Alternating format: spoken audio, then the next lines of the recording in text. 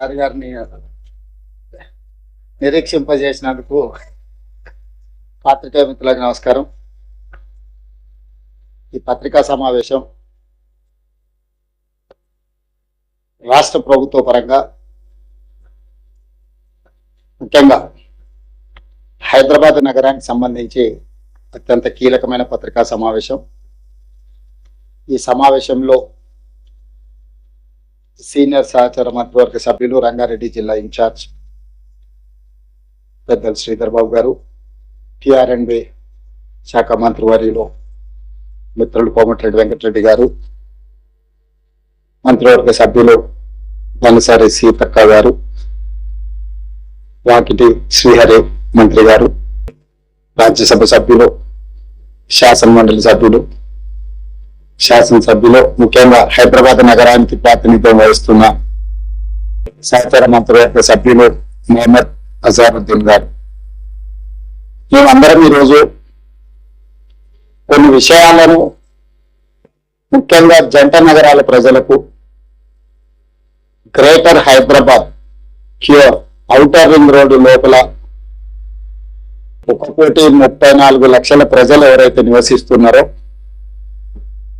ఆ ప్రజలకు విజ్ఞప్తి చేయదలుచు. హైదరాబాద్ నగరాన్ని మనం పదే పదే విశ్వనగరం అని, లేకపోతే అంతర్జాతీయ స్థాయి ప్రమాణాలతో మా నగరం ముందు వచ్చి పెట్టుబడులు పెట్టామని చాలా సందర్భాలలో 25 సంవత్సరాల నుంచి మనము చెప్పుకుంటూనే వస్తున్నాం.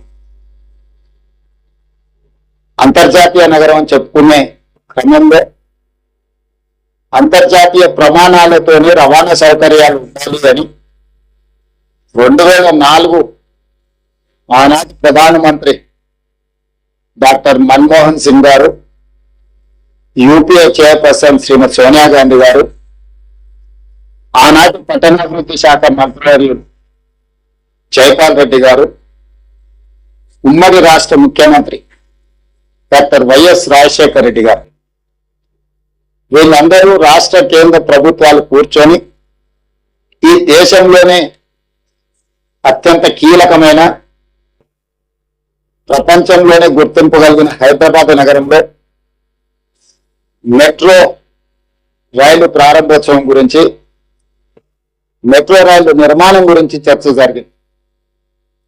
ఆనాడు దేశ రాజధాని ఢిల్లీలో ఉన్న మెట్రో, ఆ మెట్రోను ఆదర్శంగా తీసుకొని అంతకంటే అద్భుతమైన రవాణా వసతులను ఇక్కడ ప్రజలకు ఏర్పాటు చేయాలని ఆనాటి ప్రభుత్వం నిర్ణయం తీసుకొని డాక్టర్ వైఎస్ రాజశేఖర రెడ్డి గారు ముఖ్యమంత్రిగా ఉన్నప్పుడు టెండర్ పిలిచి 2009లో టెండర్ ప్రక్రియ పూర్తయ్యే సందర్భంలో డాక్టర్ వైఎస్ రాజశేఖర రెడ్డి గారు అకాల మరణం చెందడం, ఆ తర్వాత రోసయ్య గారు ముఖ్యమంత్రిగా బాధ్యతలు చేపట్టిన తర్వాత ఈ హైదరాబాద్ లో 70 కిలోమీటర్ల మెట్రో రైలు నిర్మాణ ఒప్పందం ఎల్ఎన్టీ సంస్థతో పబ్లిక్ ప్రైవేట్ పార్ట్నర్షిప్ 15,000 కోట్ల రూపాయల అంచనాతో పనులు ప్రారంభించడం జరిగింది. 15,000 కోట్ల రూపాయల అంచనా 2017 సంవత్సరానికి నిర్మాణం పూర్తి చేసి ప్రజలకు అందుబాటులోకి తీసుకురావాలన్న ఆలోచనతోనే ఆనాటి ప్రభుత్వం పనులు ప్రారంభించి జూన్ 2, 2014 నాడు తెలంగాణ రాష్ట్రం ఏర్పడిన రాష్ట్రానికి ఆనాడే ముఖ్యమంత్రిగా కల్వకుంట్ల చంద్రశేఖరరావు గారు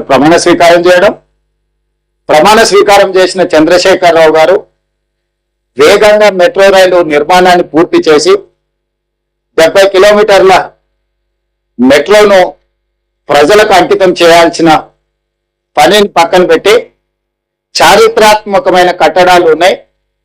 ఇప్పుడున్న ఆనాటి కాంగ్రెస్ పార్టీ ప్రభుత్వం తీసుకున్న నిర్ణయం ప్రకారము 3 దగ్గరల ఈ నిర్మాణాలను తొలగించి ఇతర ప్రాంతాల నుంచి తీసుకెళ్లాలి అని ఒక ఎనతగని పేచి ముఖ్యమంత్రిగా చంద్రశేఖరరావు గారే పెట్టింది. దాంతో నిర్మాణ పనులు ఆగిపోయి 2017లో ప్రారంభించాల్సిన ప్రాజెక్టు 2014 నుంచి 2017 వరకు నిర్మాణం ఆగిపోవడంతో నిర్మాణం ఆలస్యమయ్యి 2020 సంవత్సరానికి కానీ మెట్రో పనులు పూర్తి కాలేదు. అక్కడి కూడా గౌలిగూడ నుంచి చాంద్రాయన్ గుట్ట వరకు ఫలక్నామా ప్యాలెస్ ఆ ప్రాంతంలో 5 కిలోమీటర్లు నిర్మాణం చేయకుండానే వదిలేసే పరిస్థితి వచ్చింది. 15,000 కోట్లతో పూర్తి కావాల్సిన మెట్రో రైలు నిర్మాణ అంచనా వ్యయం 22,000 కోట్ల రూపాయలకు పెరిగింది. దాంతో 3 సంవత్సరాలు ఆలస్యం కావడం, 7,000 కోట్ల రూపాయల అంచనాలు పెరగడం, అప్పటికే పెట్టుబడి పెట్టి బ్యాంకుల్లో రుణాలు తెచ్చుకున్న ఎల్ఎన్టీకి నష్టాలు లోను కావడం, 2020లో ప్రారంభమైన తర్వాత కోవిడ్ రావడం వల్ల ఇంకొక రకంగా వాళ్లకు నష్టాలు రావడం, వాటన్నిటిని కోలుకొని ముందుకు వెళ్లే క్రమంలో 10 సంవత్సరాలు మెట్రో రైలు విస్తరణ గురించే గత ప్రభుత్వం ఆలోచన చేయలే. వాళ్ళు ఆలోచన చేసింది కూడా ఎల్ఎన్టీతో ముందుకు వెళ్లకుండా గచ్చిబౌలి నుంచి ఔటర్ రింగ్ రోడ్డు ద్వారా అంతర్జాతీయ ఎయిర్పోర్ట్ కు వాళ్ళకి కావాల్సిన రియల్ ఎస్టేట్ సంస్థలకు ఆఖరి నిమిషంలో టెండర్లు పిలిచే ప్రయత్నం చేస్తారు. ఎక్కడైతే ప్రజలు ప్రయాణం చేయరో, ఎక్కడైతే అంతగా అవసరం లేదో ఆ ప్రాంతంలో నిర్మించాలని వాళ్ళ యొక్క ఆస్తులను పెంచుకోవడానికి మాత్రమే గత ప్రభుత్వం ప్రయత్నం చేసింది తప్ప నిజంగా ప్రజలకు అవసరం ఉన్న ప్రాంతాలలో మెట్రో విస్తరణ జరగలేదు. ఒకనాడు ఢిల్లీ మెట్రో మొదటి స్థానంలో ఉంటే హైదరాబాద్ మెట్రో 2వ స్థానంలో ఉండే దేశంలోనే.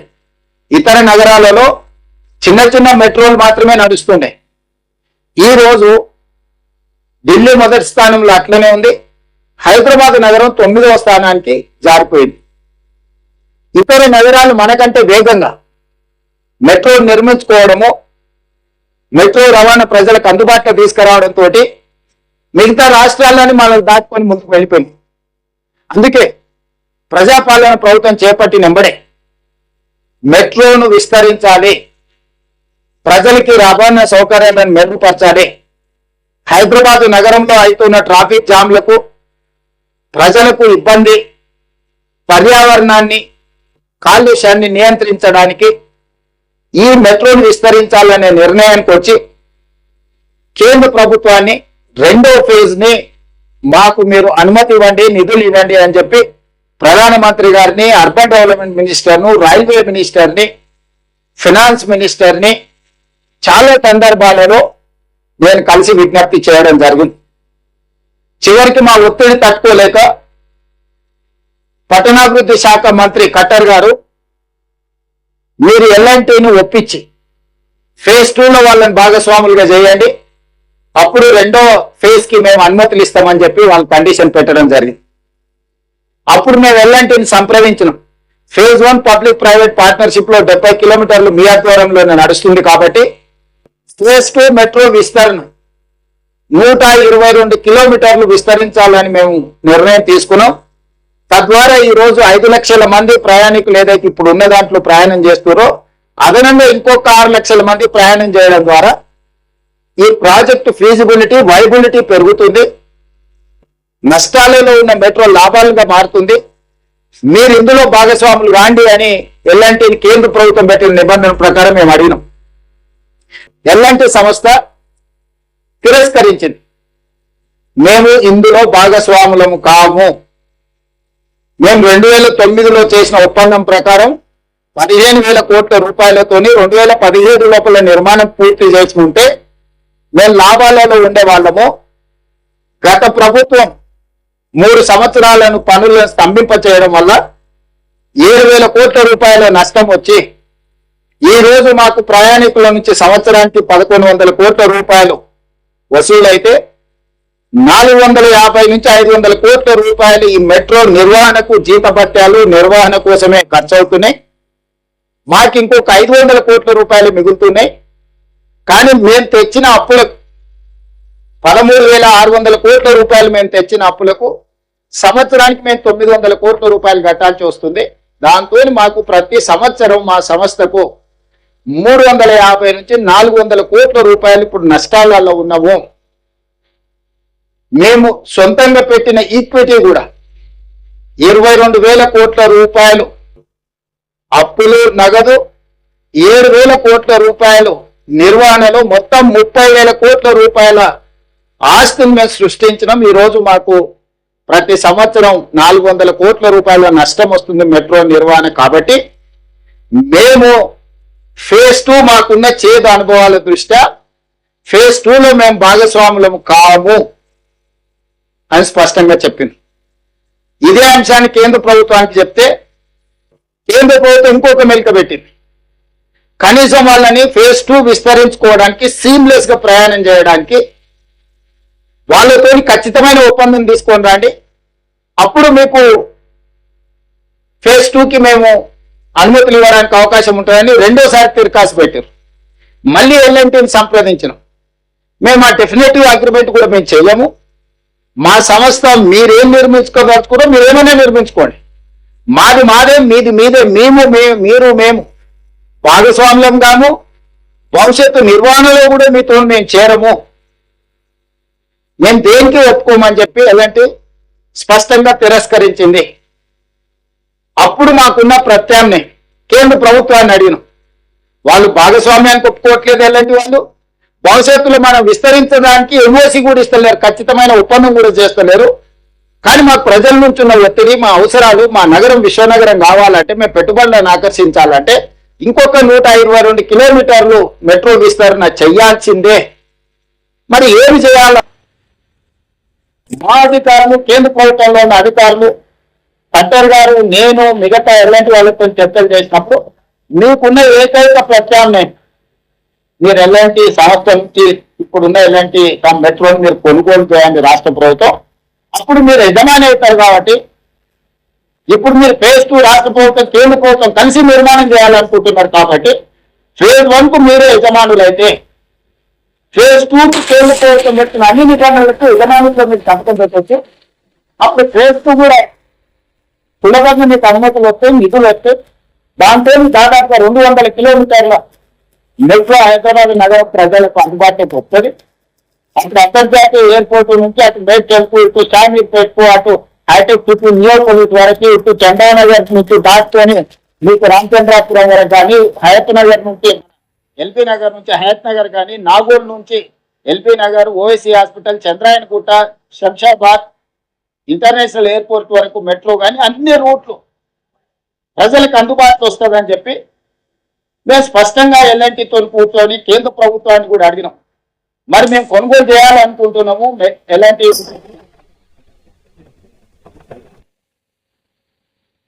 అందులో భాగస్వామ్యం చేయండి అని అంటే కేంద్ర ప్రభుత్వానికి మేము లేఖ రాసినాం. మీరు ఎవరి పేరు ఇస్తారో ఇవ్వండి అని. ఉత్తరప్రదేశ్ మెట్రో, ఉత్తరప్రదేశ్ రాష్ట్రంలో నిర్వహిస్తున్న మెట్రో ఎండీని సుశీల్ కుమార్ని తెలంగాణ రాష్ట్రం ఎల్ఎన్టీ నుంచి కొనుగోలు చేయాలనుకున్నది. అంటే కేంద్ర ప్రభుత్వం తరఫున సర్కులుగా పెట్టింది కేంద్ర ప్రభుత్వం. All these are official documents. 30,000 కోట్ల రూపాయల ఎల్ఎన్టీ ఆస్తిని 15,000 కోట్ల రూపాయలకే రాష్ట్ర ప్రభుత్వం కొనుగోలు చేసి, చర్చలు చేసి, నెగోషియేట్ చేసి, ఆఫీసర్ కమిటీ వేసి, ఆఫీసర్ కమిటీ పైన cabinet sub committee resource mobilisation Bhatti గారిని, ఉత్తమ్ గారిని, శ్రీధర్ బాబు గారిని, జూపల్లి కృష్ణారావు గారిని పెట్టి క్యాబినెట్ సబ్ కమిటీ పెట్టి అక్కడి నుంచి క్యాబినెట్ కు తీసుకొచ్చి, క్యాబినెట్ నుంచి అసెంబ్లీకి తీసుకొచ్చి 30,000 కోట్ల రూపాయలు నికరంగా పెట్టిన మెట్రోను రాష్ట్ర ప్రభుత్వం మెట్రో ఎల్ఎన్టీని ఒప్పించి 15,000 కోట్ల రూపాయలకి కొనుగోలు చేసింది. ఈ రోజు మేము విస్తరించాలనుకుంటున్న మెట్రో హైదరాబాద్ లో పర్ కిలోమీటర్ మీ రోజు కొత్తగా కట్టాలనుకుంటే కూడా 350 కోట్ల రూపాయలు అవుతుంది. అట్లా లెక్కేసుకున్న 70 కిలోమీటర్ల మెట్రో ఈ రోజు ఉన్న పరంగా కూడా 25,000 కోట్ల రూపాయల అన్ని రకాలుగా చెప్పి ఎల్ఎన్టీని ఒకటే పాయింట్ దగ్గర మేము ఒప్పిస్తున్నాం. మీరు అనొచ్చు, మరి ఎల్ఎన్టీ ఇంత పెద్ద సంస్థ మీకు తక్కువ తెలిసి ఇచ్చింది, మీ దగ్గర ఏం మంత్రదాండం ఉన్న వాళ్ళని ఒప్పిస్తాడు అంటే ప్రతి సంవత్సరం వాళ్ళకు నికరంగా 400 కోట్ల రూపాయలు నష్టం వస్తుంది. నేను చెప్పిన 20 సంవత్సరాలు ఇస్తేనే మీ దగ్గర ఉంటాయి. సంవత్సరానికి 400-500 కోట్ల రూపాయలు ఇస్తేనే మీ నష్టం భరిస్తే మీ కంపెనీ మళ్ళీ 10,000 కోట్లు 20,000 కోట్లు మీరు నిండా ముగ్గుతారు. ఈ రోజు మీ నష్టాల నుంచైనా మీరు బయటపడతారు. విస్తరించుకోవడం ద్వారా మాకు లాభసాటి ఉంటుంది. మేము ప్రజల కోసం నిర్వహించాల్సిన అవసరం మాకు ఉన్నది, ఎల్ఎన్టీకి లేకపోవచ్చు. మీకు రుణ విముక్తులు అవుతారు.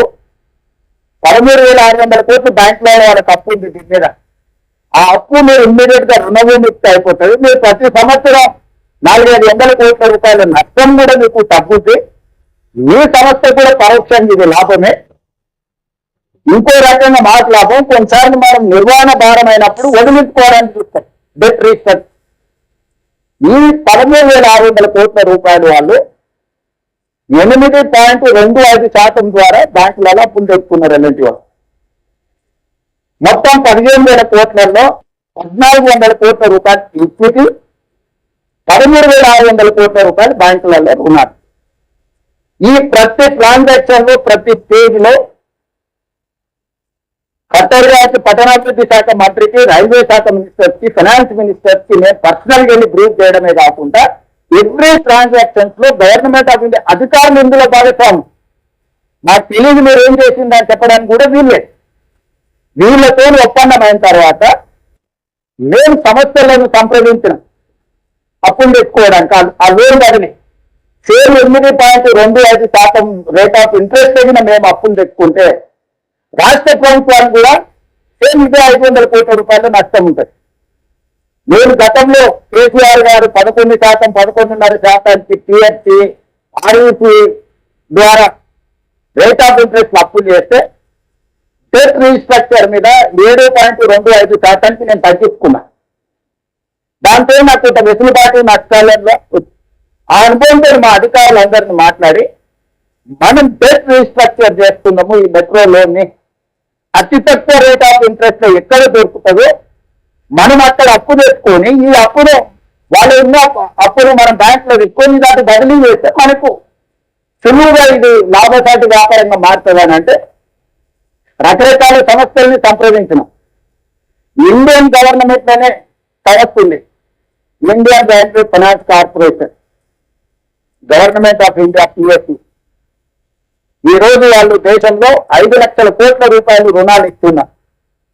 దీనికి ఉన్న ప్రత్యేకత ఏంటంటే రైళ్ల నిర్మాణం కోసం రైల్వే రిలేటెడ్ వాటికి మాత్రమే వీళ్ళు ఫైనాన్స్ చేస్తారు. పిఎస్సి పవర్ ఫైనాన్స్ కార్పొరేషన్ 1,52,000 కోట్ల రూపాయలు కేసీఆర్ ఇట్లా కాగితం పెడితే అట్లా లోన్ ఇచ్చారు. REC rural electrification corporation KCR గారు ఇట్లా కాగితం పెడితే 1,61,000 కోట్ల రూపాయలు అప్పిచ్చారు. ఈ రెండు కూడా కేంద్ర ప్రభుత్వ సంస్థలు పిఎస్సి అండ్ ఆర్ఈసి. ఐఆర్ఎస్సి ఇంకొకటి సేమ్ ఇలాంటిది. అదే చంద్రశేఖర్ రావుకు పిఎస్సి ఆర్ఈసి కలిసి 10 సంవత్సరాల 3,15,000 కోట్ల రూపాయలు అప్పిచ్చింది.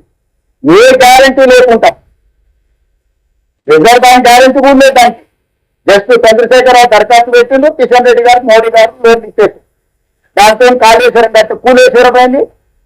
ఇక రకరకాల దాంట్లో 3,15,000 కోట్ల రూపాయలు అగలీలేదా 3 కంటికి జరగకుండా 3,15,000 కోట్ల రూపాయలు అప్పిచ్చారు. దానికి కేసీఆర్ చెల్లించిన ఇంట్రెస్ట్ ఎంత అంటే 11.5% highest. The lowest is 9.5, the highest is 11.5. ఇంత అడ్డగోలుగా బాధ్యతారహితంగా 3,15,000 కోట్ల రూపాయలు ఓన్లీ 2 కార్పొరేషన్స్ నేను చెప్పేది.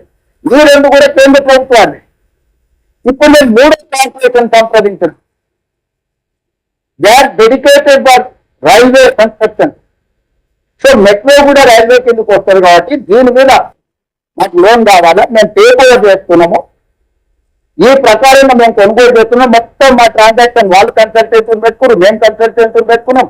అధికారులు ఉన్నారు, దాంట్లో గవర్నమెంట్ ఆఫ్ ఇండియా ఫైనాన్స్ అధికారులు ఉన్నారు, ఐఆర్ఎఫ్సి అధికారులు, మొత్తం ఇంతతో కేంద్ర ప్రభుత్వం ఇంతతో రాష్ట్ర ప్రభుత్వం కూర్చొని చర్చించుకొని 13,600 కోట్ల రూపాయలు ఏదైతే ఎల్ఐసి అప్పు వివిధ బ్యాంకులలో 8.25% అప్పుతో ఉందో ఆ అప్పులు రాష్ట్ర ప్రభుత్వము హైదరాబాద్ మెట్రో రైల్ లిమిటెడ్ పేరు మీద, కంపెనీ పేరు మీద కొనుగోలు చేసేటట్టు, దాన్ని తప్పించేటట్టు ఐఆర్ఎఫ్సిని ఒప్పించేసి ఏదైనా ఒప్పందాలు చేసుకొని మే 30 తారీఖు నాటికి లోన్ డిస్బర్స్మెంట్ చేయాలి. జూన్ 1 నుంచి కంప్లీట్ గా మెట్రోమెంట్ టేక్ ఓవర్ చేయాలి ఎల్ఐసి నుంచి. మా సిఎస్ గారు అందరు పోయి అక్కడ చైర్మన్ తో అందరితో కూర్చొని ఒప్పందాలు చేసి మీరు అందరు కూడా పేపర్లలో చూసి టోటల్ గా ట్రాన్సాక్షన్ అంతా కంప్లీట్ అయిపోయింది. 1,400 కోట్లు మేము మార్జిన్ బాండ్ కట్టాలి ఈక్విటీకి, 13,600 కోట్ల రూపాయలు వాళ్ళు ఇచ్చారు. వాళ్ళు పేపర్ ప్రాసెస్ కు 84 కోట్ల రూపాయలు ఫీజు అడిగింది. 84 కోట్ల రూపాయలు ఫీజు చెల్లించినాము. 1400 కోట్ల రూపాయలు మేము కట్టాల్సింది కట్టేసినాము. కరెక్ట్ ఈ టైంలో కిషన్ రెడ్డి అండి 20 తారీఖు నాడు అసలు కట్టి ఇక్కడ మొదలైంది. ట్రాన్సాక్షన్ అంతా ఎవరికి ఇది లేకుండా 29 నాడు మా వాళ్ళు అన్ని పెట్టి అయిపోయింది. మా వాళ్ళు సెలబ్రేషన్ మా అర్సార్ దగ్గర చాలా చాలా ప్రెజర్లో ఉండే అయిపోయింది. ఇక్కడ మీరు అనుకున్నారు, మీరు ఆలోచన ఏ రేట్ ఆఫ్ ఇంట్రెస్ట్ పెట్టినా అనుకుంటుంది 13,600 కోట్లు 4% తీసుకొస్తుంది. చంద్రశేఖరరావు, నరేంద్ర మోడీలు వీళ్ళందరూ 8, 9, 10, 11 శాతానికి వెళ్తే నేను ఐఆర్ఎఫ్సి మిడిల్ మ్యాన్ జపాన్ నుంచి నిధులు జపాన్ లో అతి తక్కువ రేట్ ఆఫ్ ఇంట్రెస్ట్ ఇచ్చేటోళ్లకు ఈ ఐఆర్ఎఫ్సి కార్పొరేషన్ మధ్యవర్తిగా పెట్టి జపాన్ నుంచి ఐఆర్ఎఫ్సి కార్పొరేషన్ లోన్ తెచ్చుకునేటట్టు వాళ్ళ కమిషన్ యాడ్ చేసుకొని వాళ్ళు నాకు లోన్ ఇచ్చేటట్టు అన్ని 20 సంవత్సరాల సమయానికి 4% రేట్ ఆఫ్ ఇంట్రెస్ట్ నేను 13,600 కోట్ల రూపాయలు అప్పు తెచ్చుకొని ట్రాన్సాక్షన్ అంతా క్లోజ్ చేసిన. ఇవాళ 4%తో నేను అప్పు తెచ్చుకుంటే నాకు సేమ్ 1,100 కోట్ల ప్రతి సంవత్సరం ఆదాయం వస్తే 450-500 కోట్లు నాకు మెయింటెనెన్స్ పోయినా నాకు అప్పు కట్టండి ఇంకో 100 నుంచి 150 కోట్లు నాకు ప్రాఫిట్ ఉంది. మెట్రో డే 1 నాడే జూన్ 1 నేను హ్యాండ్ ఓవర్ చేసుకుంటే వాళ్ళు అప్పు చెల్లించి సంవత్సరం జరిగే లోపల ఇదే మెట్రో యాజ్ టీజ్ వేరిటీ కండిషన్ నాకు 150 కోట్ల రూపాయలు లాభం. నా భవిష్యత్ విస్తరణ కూడా నిర్మించుకోవడం ఈజీ అవుతుంది. ఇది ప్రాఫిట్ మేకింగ్ బిజినెస్. సంవత్సరానికి 400-500 కోట్ల లాస్ మేకింగ్ బిజినెస్ నుంచి బ్యాంకుల అప్పుని రేట్ ఆఫ్ ఇంట్రెస్ట్ తగ్గించుకుంటే ప్రాఫిట్ మేకింగ్ బిజినెస్ గా మారింది. కిషన్ రెడ్డి గారు మే 20 తారీఖు నాడు కట్టని 21 నాడు అశ్విని వైష్ణవ్ కలిసి ఇంత సులువుగా మీరు రేవంత్ రెడ్డితో పనులు చేస్తే తెలంగాణ రాష్ట్రంలో బీజేపీ ఉండాలని మూసేయాలి. ఈ దరఖాస్తు పెట్టుకుంటే ఇప్పుడు లోన్ డిస్బర్స్ చేయకుండా పీఠం వేసుకొని కూర్చుంటూ అందుకు ఇన్ని రోజుల నుంచి కిషన్ రెడ్డి అధికారులు పడుతున్నాను. ఇది transaction between IRFC and state government of ఇండియాలో ఉండే స్టేట్ గవర్నమెంట్ ఆఫ్ తెలంగాణలో ఉండే హైదరాబాద్ మెట్రో రైల్ లిమిటెడ్ మధ్యలో ఇది కంప్లీట్ కార్పొరేట్ బిజినెస్ స్ట్రక్చర్. ప్రతి ఒప్పందం ఉంది. చివరి రోజు ఈ రోజు నిధులు రిలీజ్ కావాలి. ఈ రోజు నిధులు కిషన్ రెడ్డి విడుదల చేస్తాడా చేయించాడా 13,600 కోట్ల రూపాయలు. నేను సూటిగా కిషన్ రెడ్డిని అడుగుతున్నా, అయ్యా ఈ మొత్తం వ్యవహారంలో కాంగ్రెస్ పార్టీకి కానీ లేకపోతే ఇంకొకరికి కానీ ఎవ్వరొక్క రూపాయి తీసుకుపోయారు కాదు. ఉన్న లోను యాక్టివ్గా ఎల్ఎన్టీకి డబ్బులు పోతాయి. 1,400 కోట్ల రూపాయలు ఈక్విటీ పోతే 13,600 కోట్ల రూపాయలు లోన్ ఎల్ఎన్టీ నుంచి మన హైదరాబాద్ మెట్రో రైల్ లిమిటెడ్ కి బదిలీ అవుతూ 8% రేట్ ఆఫ్ ఇంట్రెస్ట్ కట్టబోదు 4% రేట్ ఆఫ్ ఇంట్రెస్ట్ కడితే Hyderabad metro rail limited profit making business company కింద వస్తుంది. ఎప్పుడైతే మార్కెట్ వస్తుందో మీరు కట్టని కట్టిన మీరు ఓనర్షిప్ తీసుకుంటే ఇమ్మీడియట్ గా ఫేజ్ 2కి మనం ఆలోచన చేద్దాం. నేను ఫేజ్ 2లో ఫేజ్ 1 ఫేజ్ 2 కలిపినట్టానంటే ఇది అదని అధికారులు తిరగాలి పెట్టి నేను మాట్లాడుతున్నా. సార్ మీరు ఏమొద్దు ఎన్ఓసి అని మా హైదరాబాద్ మెట్రో రైల్ లిమిటెడే సేమ్ అదే ఐఆర్ఎఫ్సి ద్వారా లోన్ తెచ్చుకొని 122-123 కిలోమీటర్లు ఏదవుతుందో 40,000 కోట్ల రూపాయలు అవుతుంది. ఆ 40,000 కోట్ల రూపాయలు కూడా 9% రేట్ ఆఫ్ ఇంట్రెస్ట్ పెట్టుకొని మేమే కట్టుకుంటాము. మీ 50% కేంద్ర భాగస్వామ్యం కూడా మాకు వద్దు. మొత్తం మహారాష్ట్రమే కట్టుకుంటామని లెటర్ ఇచ్చేసిన అక్కడికి అక్కని నీకు ఇష్టమైతే జాయిన్గా, నీకు కష్టం అనిపిస్తే నీకు రాజకీయ ఒత్తిడి ఉంటే అన్ని రాష్ట్రాలకు మెట్రోలో 50% చేసి నువ్వు ఇచ్చినా నాకు మాత్రం ఇయ్యాలంటున్నావు.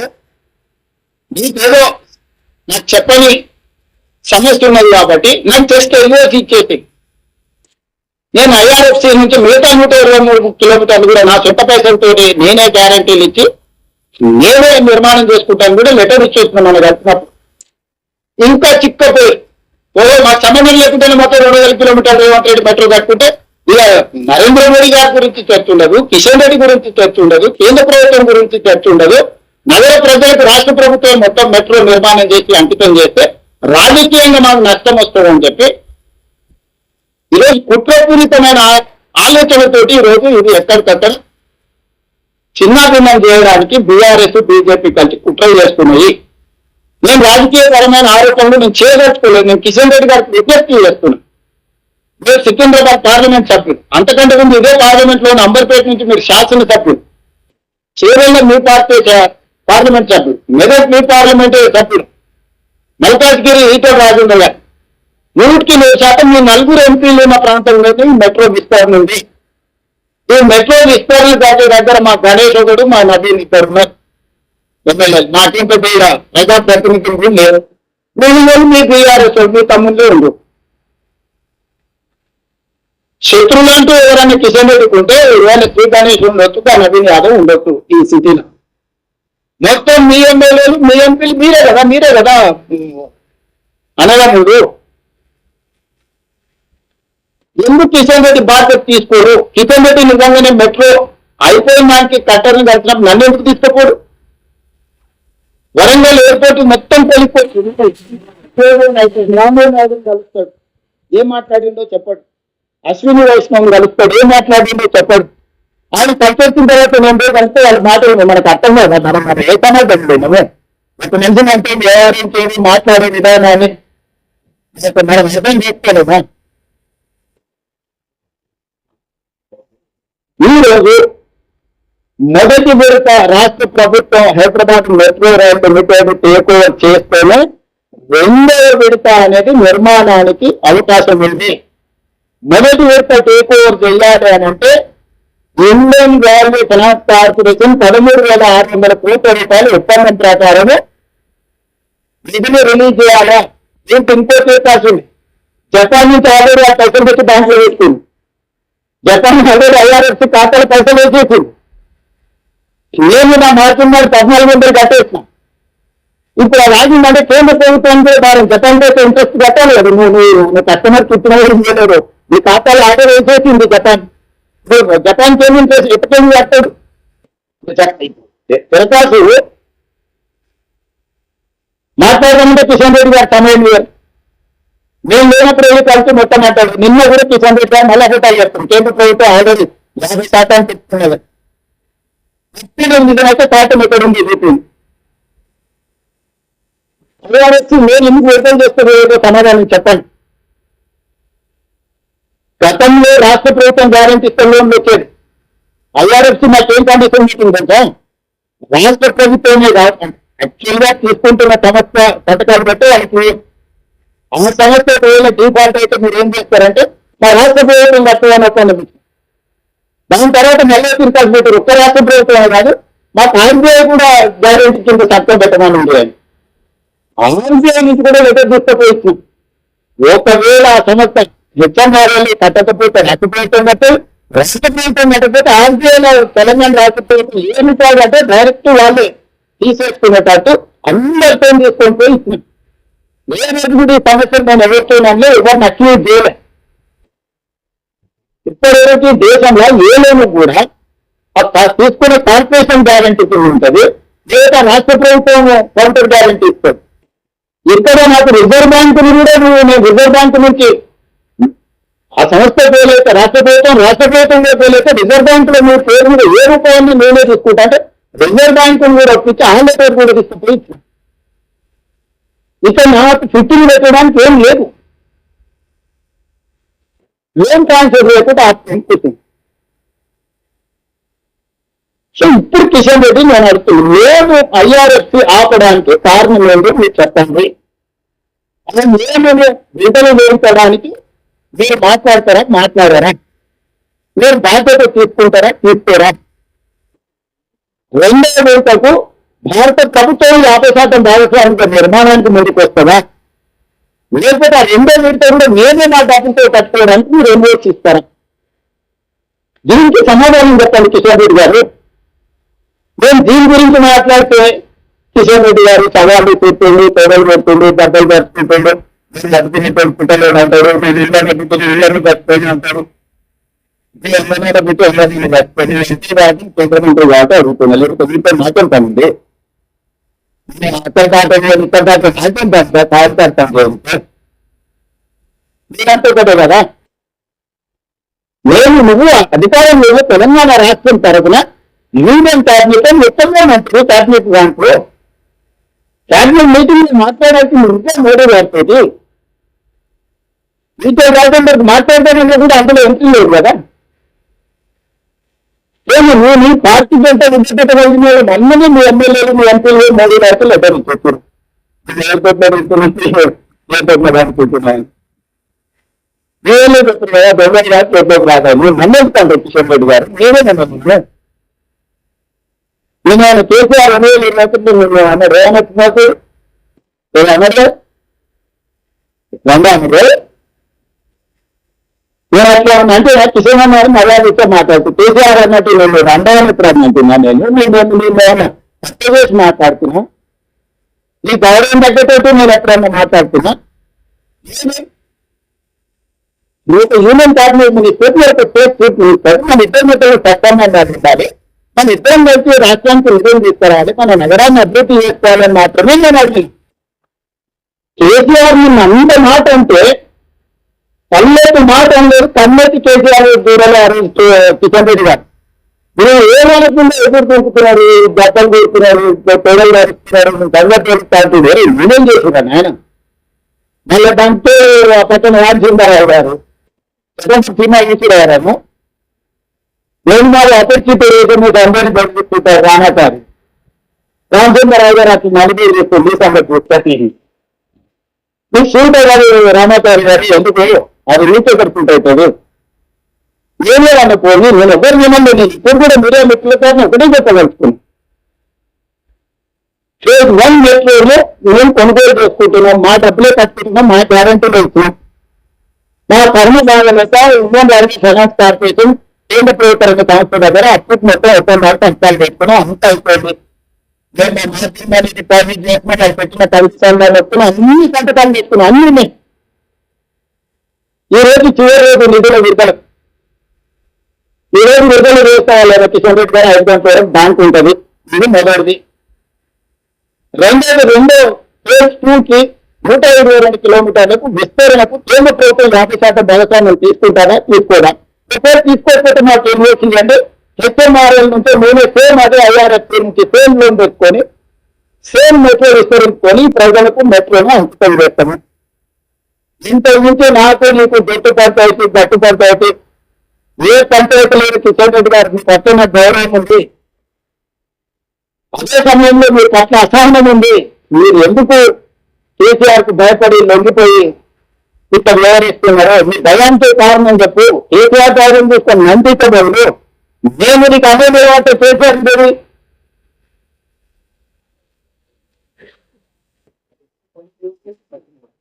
అభినందన చెప్తాం, షాలు కిషన్ రెడ్డి గారికి షాలు చెప్పేస్తాం, సన్మానం మీద చెప్తా అని చెప్తున్నాం. జన్మదినం పట్టానం పెట్టిస్తున్నాను నాకే చెప్తుంది పుట్టిన అని చెప్పి జన్మదిన వేడుగా మంచిదని స్టేషన్ ఆయన పేరు పెట్టుకుంటే ఆయన పేరు పెట్టిస్తున్నాను. ఎందుకంటే మాయకి విగ్రహాలే తీసుకుంది బండినవు మాయకి ఇక్కడ ఇట్లా పార్కులు కట్టుకుని విగ్రహాలు పెట్టుకుంది ఇతరుల పేరు పెడతా. నాకు కూడా కిషన్ రెడ్డి గారు బాగానే పడుతుంది, అందరూ పెడతారు, నాకేందుకు ఆయన మీద పెట్ట పెట్టుకుంటా. కలిసిగా చెప్పిన కింద సమస్యలు ఉంటాయి కదా, అది దాని మీద కూడా అంటాడు కదా. ఎక్కడ ఏ కనెక్షన్ పేరు సర్క్యూట్ అవుతుంది, ఇంకోటి ఎక్కడ కనెక్ట్ అవుతుందో తెలుసుకోలే మీరు చూడండి. కేసీఆర్ ఇంకా కిషన్ రెడ్డికి అంత తెలియదు పాపం, అంత అంత అంత అంత అంత శ్రమగురి తీసంత విధిన్నారు రాదు. కిషన్ రెడ్డి వెనకాల కేసీఆర్ ఉన్నాడు, కుట్రలని కుతంత్రాలని కేసీఆర్ తయారు చేసి శుద్ధితారంతా అని చెప్తాడు. స్ట్రైట్ ఈ కుట్ర కేటీఆర్ది, ఈ కుట్ర కిషన్ రెడ్డి గారు సహకరిస్తుంది. దీన్ని ఇద్దరు కలిసి నగరానికి మెట్రో, ఎందుకంటే కేసీఆర్ పదిహేను కేసీఆర్ ముఖ్యమంత్రి ఏమి చేయలేకపోయింది, 9వ స్థానానికి దిగజారింది. ఇప్పుడు ఇది ప్రాఫిట్ మేకింగ్ బిజినెస్ చేస్తే వాళ్ళు ఆపి దాని అంచనాలు పెంచి ప్రజలు చేసిన నష్టమంతా చెత్త చూస్తుంది. ఇవన్నీ కూడా ఉన్నాయి. పార్లమెంట్ అప్పుడు బీఆర్ఎస్ బీజేపీ అయ్యాదానం చేసి 8 వ్యక్తులను కలిపి దానికి దిగ్గచ్చిన చెల్లించుకుంటున్నట్టు అనిపిస్తుంది.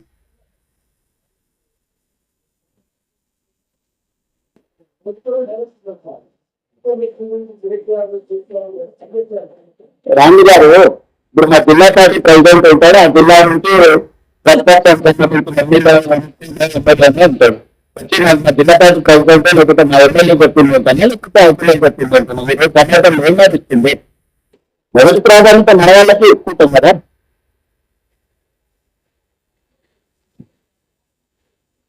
ఏదొస్తుంది అందరితో చెప్తున్నాను టైం వచ్చాడు వస్తే సంతోషం సన్మానం చేద్దాం రావు చాలా అది అంటే నీతోనే తప్పిస్తా.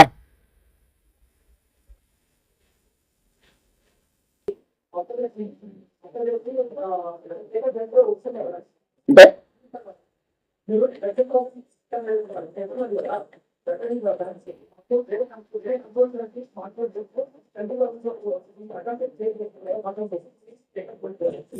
సాయం చేసుకుంటే డెఫినెట్ గా ఆలోచన చెప్తున్నా పెర్మనెంట్ డిపార్ట్మెంట్ ఇప్పుడు ఎంత అమలు ఇస్తాను అని పెట్టుకుంటే పెడతాను పెట్టుకుంటాను మాతో ఉంటాడు. మీ కిషనీర్ గారికి తప్పించి దారి పెట్టినటువంటి రావు ప్రతి వ్యక్తిని పెట్టినట్లేదు. అది అంటే ఈ రోజు మొదటి దాని కింద దీనికి వచ్చిన వెట్లర్ మళ్ళీ చెప్పాను. అది ముఖ్యం మెట్రో గురించి మాత్రమే ప్రశ్నలు అడగాలి. మెట్రో రిలేటెడ్ వాటితో సమాధానం పెట్టాను. నేను మిగతా అన్ని విషయాలు ఇందులో గందరగోళం అనిపించాను. ఓన్లీ మెట్రో దానికి దాని చట్టంలో పెట్టాలి. ఇప్పుడు లోన్ ఇవ్వకపోతే మనకు బయట లోన్ చెప్తారు. కాకపోతే అది 8.9% ఇస్తుంటే మళ్ళీ నష్టం అనేది మొదటికి వస్తుంది. ఇప్పుడు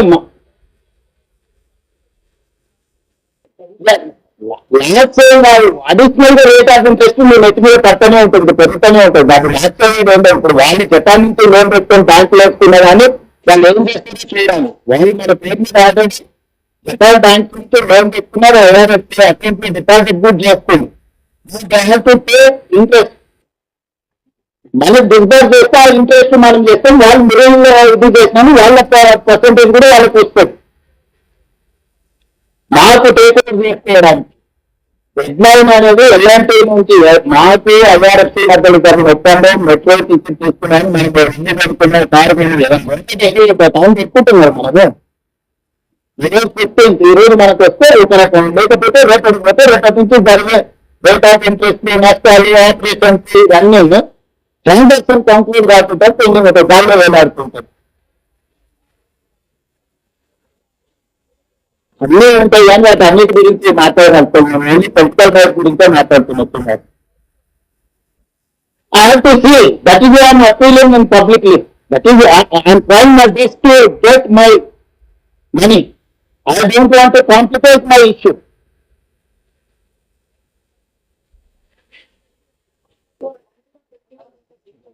ఏ టెక్నికల్ రీజన్ చెప్పడం లేదు.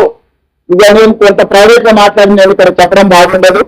అది నైతిక ధర్మం కాదు, రాజకీయ ధర్మం కాదు. నాకు చాలా విషయాన్ని కలిసి నేను చాలా మందిని కలిసిన పెద్ద మిగతా మంత్రులందరినీ కలిసిన ప్రధానమంత్రి గారిని కూడా కలిసిన చాలా మందితో మాట్లాడించిన నేను రాజకీయంగా కొన్ని టెక్నికల్ గా వ్యవహరిస్తాను. సో నేను టెక్నికల్ గా కొన్ని ఇష్యూస్ నేను చెప్పదలుచుకోలేదు. చెప్తే అది బాగుండదు. ఈ ప్రైవేట్ ఇండివిజువల్స్ మధ్యలో జరిగిన డిస్కషన్ డిస్క్లోజ్ చేయడం అనేది ఎథికల్ గా కరెక్ట్ కాదు. అందుకోసమని నేను ఏ అంశాలు మాట్లాడతలేదు. జస్ట్ కిషన్ రెడ్డి గారిని లోన్ రిలీజ్ కావడానికి నిన్నే ఎందుకు అడుగుతున్నాను అనుమానం లేదు. నువ్వు యూనియన్ క్యాబినెట్ లో తెలంగాణ స్టేట్ నుంచి క్యాబినెట్ ర్యాంక్ మినిస్టర్ ఉన్నా కాబట్టి నిన్నే అడుగుతుంది. రేపు పొద్దున్నే మీరు క్యాబినెట్ విస్తరించింది రీసెర్చ్ రాజేంద్ర గారిని మంత్రి చేసింది అనుకో ఆటోమేటిక్ గా రాజేంద్ర గారిని వెళ్ళి అడుగుతా. ఆయన కాన్స్టిట్యూన్సీ కూడా మెట్లు వస్తుంది కాబట్టి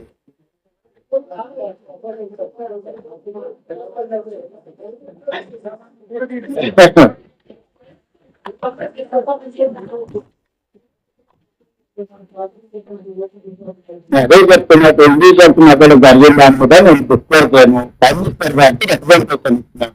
ఈ ఇష్యూస్ రిజాల్వ్ రాతపూర్వకంగానే మేము ప్రైమ్ మినిస్టర్ గారికి రిప్రజెంటేషన్స్ ఇచ్చిన. Yes, boss. And let accumulation of split accumulation of trust. So that is not going to display, but my problem is this. Somebody has to address this problem.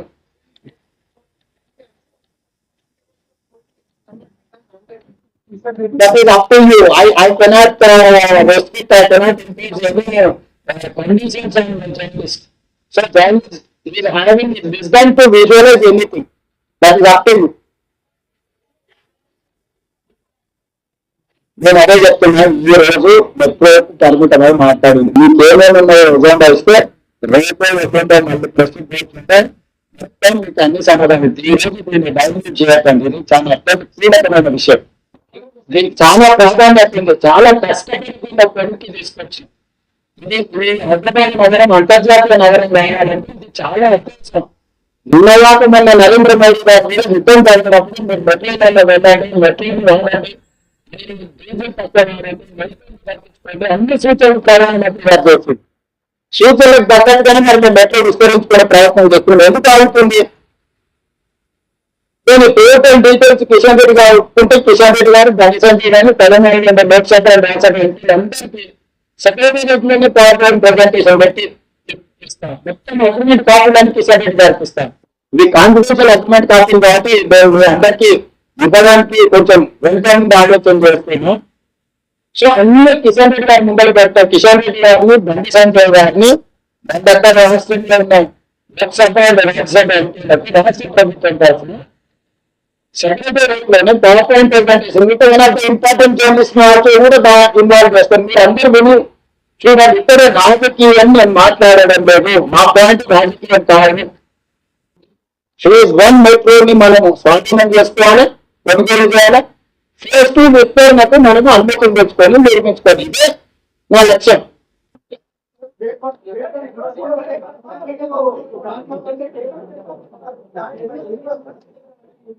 Straight allegation అని చెప్తున్నా Venkataraju.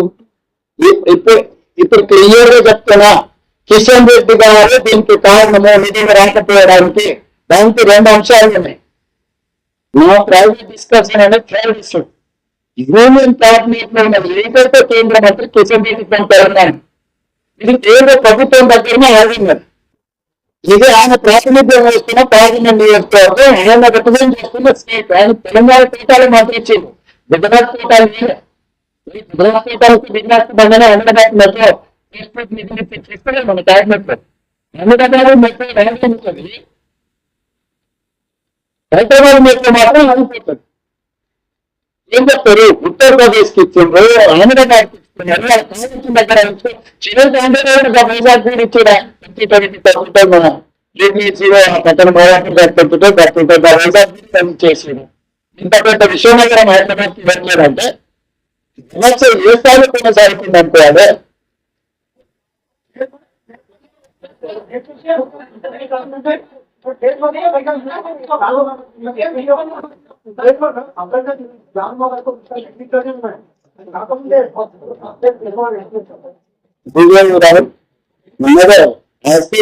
Condition మీద తీసుకున్నాం, మిగతా మనం నిర్వహించుకుంటాం. ఉన్నదాన్ని వారికి ఉన్నదాన్ని వసూలు చేసి కన్సల్టెంట్ బట్టి ఉన్న ఆస్తి అసెట్ పర్మిషన్ తెచ్చుకుంటారు.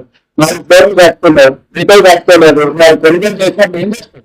ఏమి ఉన్నదో దాంట్లో వాల్యూ చేసి దాని మీద పెన్షన్ చేస్తున్నారు. ఇదే ఒత్తిడి యాక్షన్. మీరు అందరూ కాదు ఏంటి సపోర్ట్ కిషన్ రెడ్డి పెట్టుకుంటారు, దాన్ని కిషన్ రెడ్డి వచ్చేస్తుంది. ఇదే బెస్ట్ ఆప్షన్. జర్నలిస్ట్ లో అందరూ కాదు తినకపోయినా సరే కిషన్ రెడ్డి ఇంటి ముందు జర్నలిస్ట్ డామేజ్ చేసి కిషన్ రెడ్డి తీసుకోవచ్చు. ఎందుకంటే పెంచిపోతుంది కదా. జర్నలిస్ట్ కూడా సోషల్ రెస్పాన్సిబిలిటీ కింద నగర అభివృద్ధి కోసం ముందుకొచ్చారని మంచి పేరు వస్తుంది. మీరు కూడా మెట్రోలో వస్తారు. ఫ్యూచర్ లో మీరు మెట్రోలో కూడా గవర్నమెంట్ నుంచి పాస్ అయిపోవచ్చు.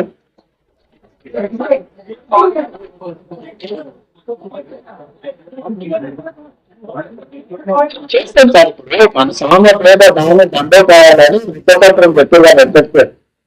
సామరస్య పూర్వకంగా నేను వారికి విజ్ఞప్తి చేస్తున్నా. ఇంత దూరం వచ్చిన ఈ విషయాలు కట్టినాడంటే తెలంగాణ తరగతి వస్తున్నాయి అనవసరంగా అడ్డుపెట్టినాయి.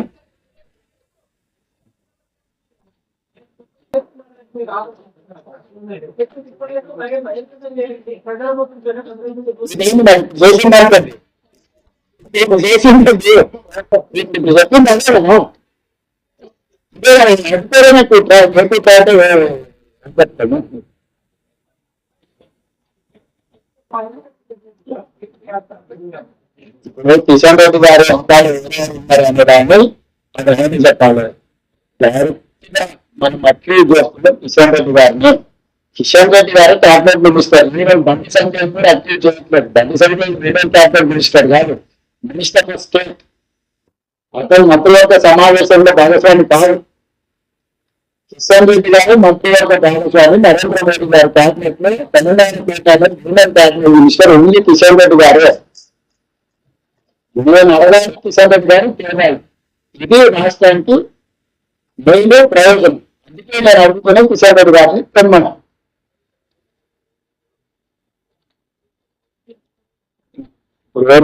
పద్నాలుగు వివాదాల మీద దర్శక రాజకీయాల మాట్లాడదాచుతారు. నేను ఉన్న ఇష్యూస్ దీని మీద మాట్లాడుతున్నాను.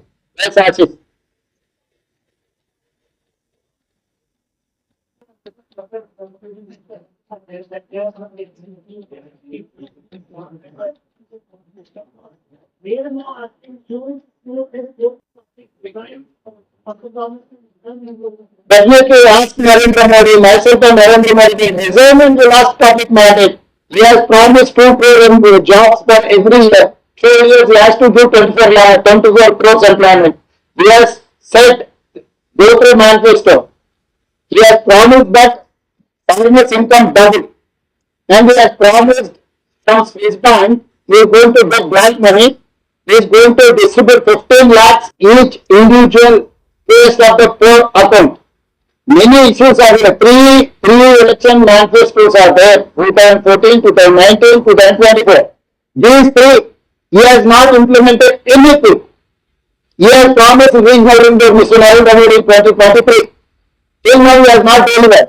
So I pray to Narendra Modi, I am very well and whose complete majority. I am not depending on anyone. BJP government is physically handicapped government, depending on many political parties. So they don't have clear mandate. They have to reserve, then they can ask. They don't have any more right to ask to reserve. If that is the case, I am ready. I am ready to tender my resignation and my cabinet. Then Narendra Modi has to resign, he has to dissolve his government, then it will go. Let it go. See, political statements are not one side.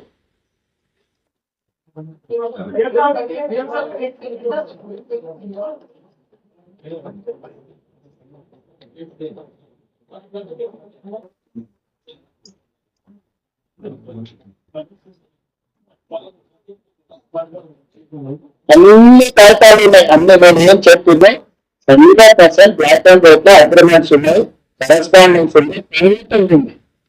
Documents అంటే Kishan Reddy bank ఇస్తాను. Public domain పెట్టిందంటే companies మధ్యలో జరిగే correspondence మొత్తం ఇప్పుడే ఎందుకు నేను public లో పెట్టాలని ఆలోచన చేస్తున్నాను.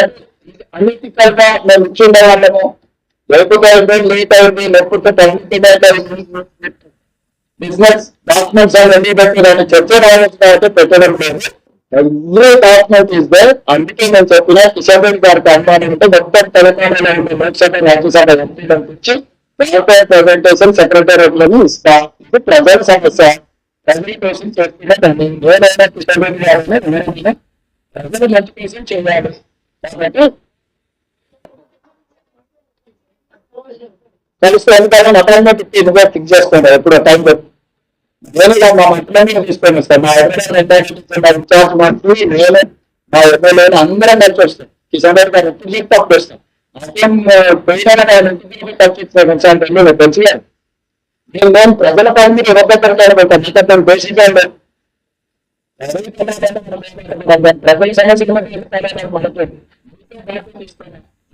సమస్య అపాయింట్మెంట్స్ ఇచ్చి నేను వస్తా, కలిస్తే నేను ఇస్తాను. ధన్యవాదాలు.